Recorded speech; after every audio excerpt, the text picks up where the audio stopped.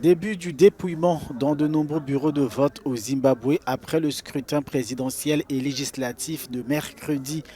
Mais ce double vote n'a pas connu le même succès dans tous les centres, des problèmes logistiques ayant retardé l'ouverture de plusieurs bureaux de vote à Harare notamment.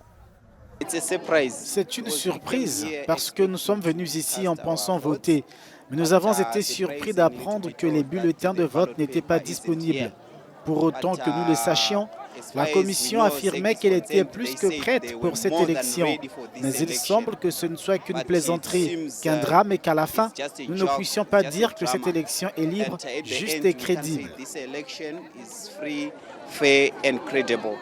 Dans ce centre à Kambuzuma, dans la capitale, en début d'après-midi, les électeurs attendaient toujours l'ouverture de leur bureau de vote. Pour permettre aux 6,6 millions d'électeurs de voter, le scrutin a été prolongé d'un jour. Il n'y a pas de bulletin et nous attendons depuis le matin. Alors, nous nous demandons si nous allons voter. Mais je vais dormir ici. Je ne vais pas rentrer chez moi parce que je veux voter. Mes enfants souffrent, pas d'emploi, pas d'éducation. Nous ne pouvons pas nous le permettre. Alors, je veux voter pour que nous soyons libres.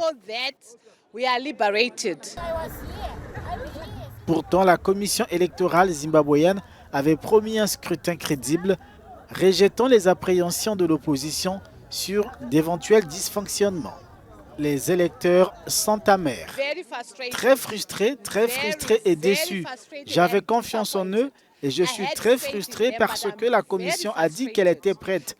Nous avons d'abord cherché nos noms à l'intérieur, sans succès. Nous y sommes allés une deuxième fois et on nous a montré une liste sur laquelle figuraient nos noms. Mais je ne sais pas si cette liste était bien rédigée. Je suis vraiment très frustré. Je pensais que nos procédures étaient en ordre. L'opposant Nelson Chamisa a dénoncé une volonté délibérée du parti au pouvoir de créer de la confusion pour brouiller les pistes.